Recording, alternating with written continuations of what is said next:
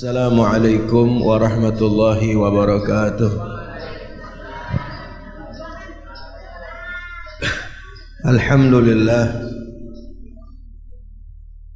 Alhamdulillahi rabbil alamin. Wassalatu wassalamu ala ashrafil anbiya wal mursalin, sayyidina wa habibina wa syafi'ina wa maulana Muhammadin wa ala alihi wa sahbihi ajma'in, amma ba'du. Qala rabbi shrah li sadri wa yassir li amri wahlul 'uqdatam min lisani yafqahu qawli. Qalu subhanaka la ilma lana illa ma 'allamtana innaka antal alimul hakim.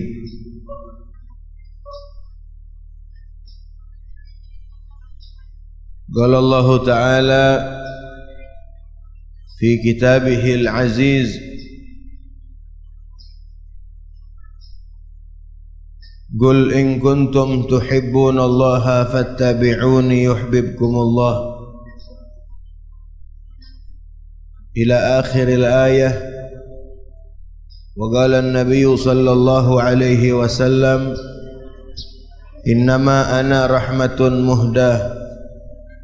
Sadaqallah wa sadaqa Rasulullah sallallahu alaihi wasallam. Al-Mukarram wal Muhtaram yang saya hormati Bapak Kiai Haji Muhsin, Al-Mukarram wal Muhtaram yang saya hormati Al-Ustadz Amin Fadilah, Al-Mukarram wal Muhtaram yang saya hormati Al-Ustadz Dr. Andes Haji Ahmad Salim, Al-Mukarram wal Muhtaram yang saya hormati Al-Ustadz Haji Markin SAG, Al-Mukarram wal Muhtaram Al-Ustadz Haji Syamsuddin, Al-Mukarram wal Muhtaram Al-Ustadz Dr. Andes Ukar Rohili, matta'anallah bituli hayatihim. Kita doakan semoga guru-guru kita Allah selalu berikan sehat dan panjang umur, amin ya rabbal. Para asatidz yang saya tidak sebutkan satu persatu namanya, hadirin hadirat, bapak-bapak, ibu-ibu, saudara-saudara sekalian, alhamdulillah di pagi hari ini kita berkumpul di Yayasan Fatahillah dalam rangka memperingati Maulid Nabi kita Muhammad sallallahu alaihi wasallam. Semoga majlis kita di pagi hari ini Allah berikan keberkahan dan rahmat, amin ya rabbal. Guru-guru kita, orang tua kita yang sudah pulang ke rahmatullah, semoga ini hari diampuni dosanya oleh Allah subhanahu wa ta'ala, dilapangkan kuburnya, dijadikan kuburnya raudhah min riyadil jannah, amin ya rabbal alamin. Bapak-bapak, ibu-ibu, saudara-saudara sekalian, kita memperingati Maulid. Tujuan utama dari Maulid adalah kita ingin menambahkan kecintaan kita kepada Nabi Muhammad sallallahu alaihi wasallam, mendekatkan posisi kita dengan Nabi Muhammad. Karena siapapun, apapun yang dekat dengan Nabi Muhammad, maka dia akan menjadi mulia. Bu, yang ngobrol diam dulu bu. Makan boleh, enggak nyem boleh, jangan ngobrol. Sedikit saya bicara nggak lama. Soalnya dari sini juga ada pengajian rutinan di pondok di Pedurenan, Bantar Gebang. Jadi saya nggak lama ya. Kita ingin mendekatkan posisi kita dengan Nabi Muhammad. Kalau orang sudah dekat dengan Nabi Muhammad, bahkan setiap sesuatu yang dekat yang dinisbatkan dengan Nabi Muhammad, maka sesuatu tersebut menjadi mulia.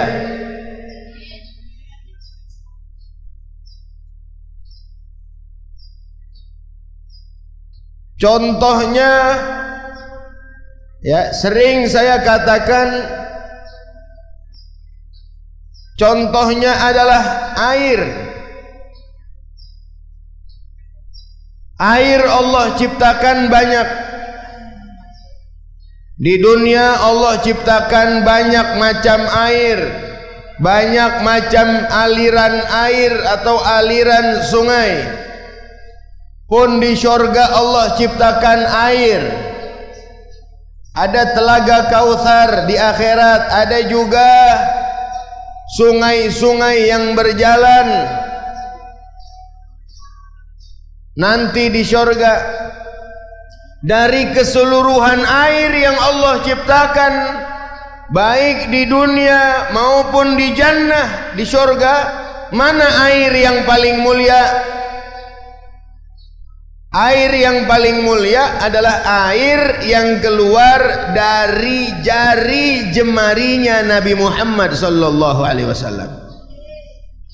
Lebih mulia dari air Zam-Zam, lebih mulia dari air yang ada di surga semuanya. Mana air yang paling mulia? Air yang keluar dari jari-jari, sela-sela jari Nabi kita Muhammad sallallahu alaihi. Itu air yang paling mulia. Kenapa sebabnya mulia? Karena sumbernya adalah makhluk yang paling mulia, Nabi kita Muhammad sallallahu alaihi wasallam. Karena berhubungannya dengan manusia, bahkan makhluk yang paling mulia.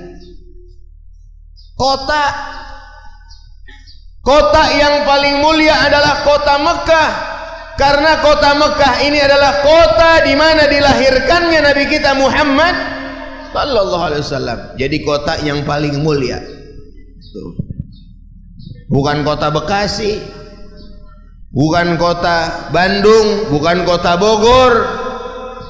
Mana kota yang paling mulia? Kota Mekah. Kenapa sebabnya? Karena di situ dilahirkannya Nabi kita Muhammad sallallahu alaihi wasallam. Jadi apapun siapapun menjadi mulia kalau ada hubungannya dengan Nabi Muhammad. Makanya dekatkan posisi kita dengan beliau. Kalau sudah dekat dengan Nabi Muhammad, insya Allah dunia akhirat kita diselamatkan oleh Allah subhanahu wa ta'ala. Salah satu pendekatan kita dengan Nabi Muhammad adalah memperbanyak baca sholawat. Ini salah satu cara. Sebenarnya banyak cara, bukan hanya sholawat ya, bukan hanya bersolawat untuk mendekatkan diri dengan Nabi Muhammad. Banyak. Salah satunya juga dengan menghidupkan sunnah Nabi, menghidupkan ajaran-ajaran Rasulullah. Kata Nabi, man ahya sunnati faqad ahabbani wa man ahabbani kana ma'i fil jannah. Barang siapa yang menghidupkan sunnahku, sungguh dia telah cinta kepadaku, dan barang siapa yang cinta kepadaku, kana ma'i fil jannah, nanti akan bersama aku di dalam syurga. Salah satu caranya yang gampang adalah banyak-banyak baca sholawat. Nah, ini hari kita memperingati Maulid. Ya Bu, itu bagiin kuenya ntar aja.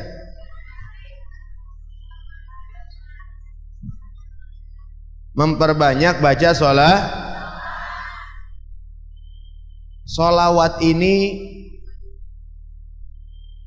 satu amal, ya, satu amal khusus sholawat yang kalau kita kerjakan mau niatnya bagaimanapun diterima sama Allah Subhanahu wa taala. Dikatakan di dalam syair, a'maluna bainal qabuli wa raddiha illa salata 'alal habibi Muhammadin. Semua amal kita itu masih mungkin diterima, masih bisa enggak diterima. Kalau kita sholat, apakah kita yakin sholat kita bakal diterima? Bu, saya tanya sekarang, ibu-ibu tadi pagi sholat subuh kan? Pasti gak diterima sholatnya? Nah, belum tentu, Bu. Belum tentu. Setiap amal belum tentu. Kita semua mengharapkan amal kita untuk diterima.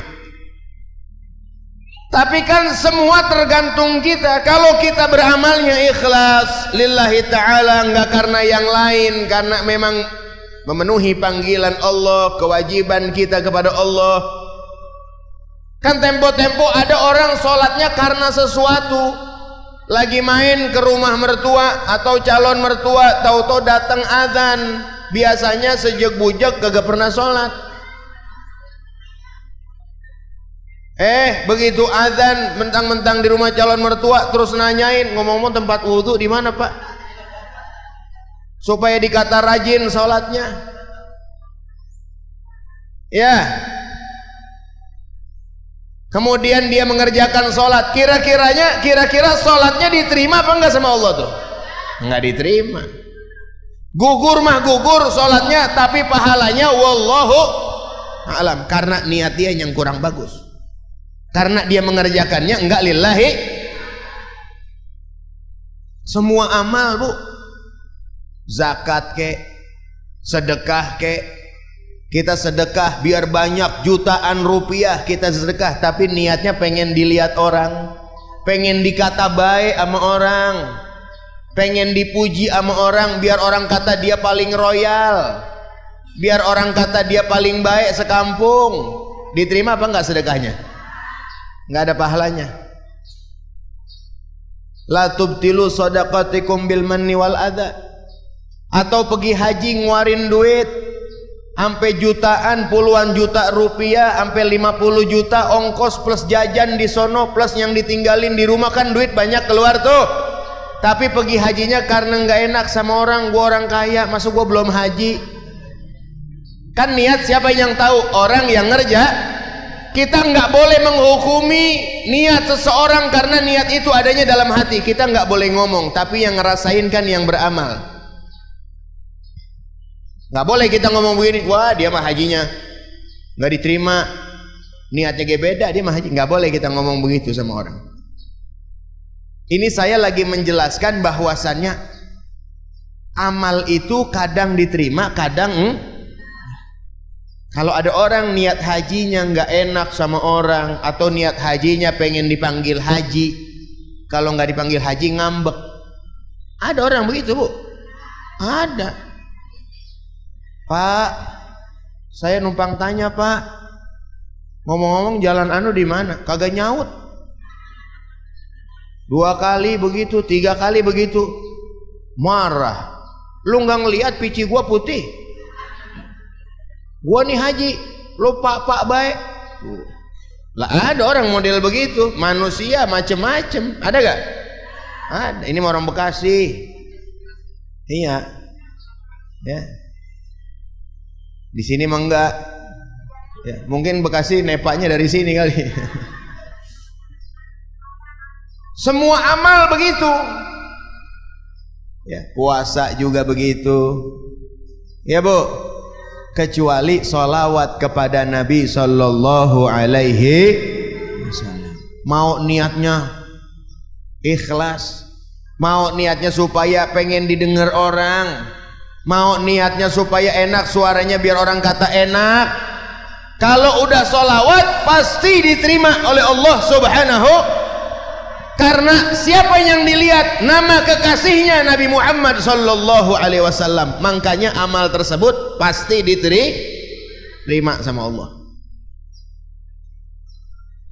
Kalau kata saya punya orang tua, Al-Habib Ali bin Saleh bin Abdullah bin Saleh Al-Attas, beliau kata apa? Sholawat ini kalau kata ibarat angkutan umum, taksi, ya, kemana aja bisa. Kita mau niatin apa aja bisa. Sholawat mah mau niatin, ya Allah, saya rezeki lagi seret, ya Allah, berkah sholawat, ya Allah, luaskan rezeki saya, ya Allah. Baca sholawat, insya Allah rezekinya dia luas. Anak muda yang belum kawin, ya Allah, saya belum kawin, ya Allah, buru-buru, ya Allah, biar saya dapat jodoh. Kirimin saya perempuan yang solehah, yang cakep, yang kaya, berkahnya sholawat. Nah, jangan tanggung-tanggung minta mah. Nah, yang namanya minta, ya, baca sholawat minta. Lah, insya Allah mudah-mudahan cepat diberikan Atau bapak-bapak umpama yang udah dapat jodoh mau lagi, umpama ibu-ibu nggak setuju, no, ya. Lah adu doa, Bu. Ntar ibu-ibu lagi niatnya lain, umpama baca sholawat, ya Allah, jangan sampai laki saya kawin lagi, berkahnya sholawat. Lah ngadu doa, siapa yang kuat?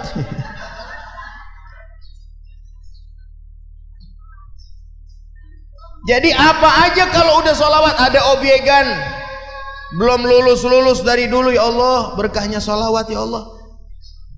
Jadi insya Allah kemana aja bisa.